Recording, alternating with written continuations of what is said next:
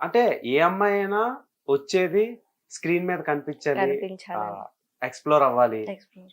హీరోలు అంటే screen presence కోసం చూసుకుంటారు. అవును. కానీ ఫస్ట్ టైమ్ మీరు డైరెక్షన్ చేసి ఇటువైపు షిఫ్ట్ అవును. అయ్యారు. సో, డైరెక్షన్ అంటే ఇష్టమా మీకు? డైరెక్షన్ అంటే నాకు చాలా ఇష్టం. ఎందుకు ఒక డైరెక్షన్ చేసి ఆర్టిస్ట్ కూడా అవ్వచ్చు.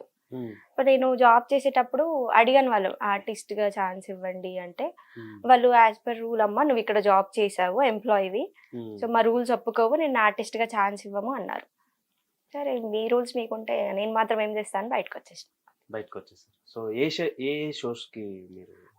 ఈటీవీలో 'మల్లెమాల' ఉంటుంది కదా! కొన్ని షోస్‌కి హ్మ్. ఎక్స్ట్రా, జబర్దస్త్ వాటికి, తర్వాత కుకింగ్ షోస్‌కి హ్మ్. ఆహ్, అలా. తర్వాత జీ తెలుగులో 'సూపర్ క్వీన్' సీజన్ వచ్చింది. హ్మ్. హ్మ్. హ్మ్. 2కి వర్క్ చేసిన. సో, అట్లా చేసి పెద్ద తర్వాత షోస్. అదే బాబాయ్ అంటే కుకింగ్ షో ఉండేది 'బాబాయ్ హ్మ్. హోటల్' అని. హ్మ్. దానికి వర్క్ చేసిన తర్వాత నేను మానేసినంక ఫ్రీలాన్సింగ్ చేసుకున్నా హ్మ్. డైరెక్టర్‌గా. సో, తర్వాత వాళ్ళేమన్నారంటే కంప్లీట్‌గా మాకు ఎంప్లాయీ కావాలి అన్నారు. మళ్ళా ఎంప్లాయీ అయితే నేను ఇక్కడ లాక్ అయిపోతా కదా! ఇన్ అని హౌస్. ఆ! హ్మ్. ఎంప్లాయీ కావాలంటే నేను చెయ్యనని చెప్పిన. తర్వాత ఒక 1 ఇయర్ తర్వాత రీసెంట్‌గా కాల్ చేసి సో, నేను వర్క్ నేర్చుకున్న డైరెక్టర్ మానేసాడనమాట దానికి. "నువ్వు చెయ్యమ్మా" అనేసి మేనేజర్ కాల్ చేస్తే, "సారీ అండి నాకు ఈవెంట్స్ అవి వస్తున్నాయి. షూటింగ్స్ అవి నేను కొంచెం బిజీ ఉన్నా. నేను చెయ్యనని" చెప్పేసిన. మరి వాళ్ళేమనుకుర్రో నాకైతే తెలవది. పాపం ఫీల్ అయ్యారనుకుంటా కొంచెం. పిల్ల హ్మ్. యాటిట్యూడ్‌గా సమాధానం చెప్పిందనేసి.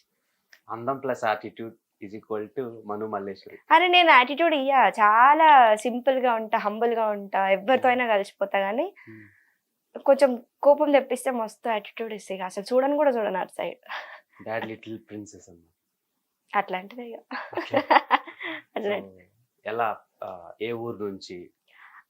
మాది నల్గొండ జిల్లా హ్మ్. తిప్రారం మండలం అని చిన్న పల్లెటూరు అంజనపల్లి అని. హ్మ్. సో, అక్కడి నుంచి చదువుకొని అటు నుంచి చిన్న చిన్నగా ఇంకా ఇంటర్ తర్వాత నల్గొండకొచ్చి నల్గొండలో నర్సింగ్ కంప్లీట్ చేసి, తర్వాత హైదరాబాద్‌కొచ్చి నర్సింగ్ జాబ్ చేసి, ఆఫ్టర్ కరోనా వల్ల లైఫ్ అంతా ఈ ఇండస్ట్రీకి సైడ్ తిరిగిపోయింది.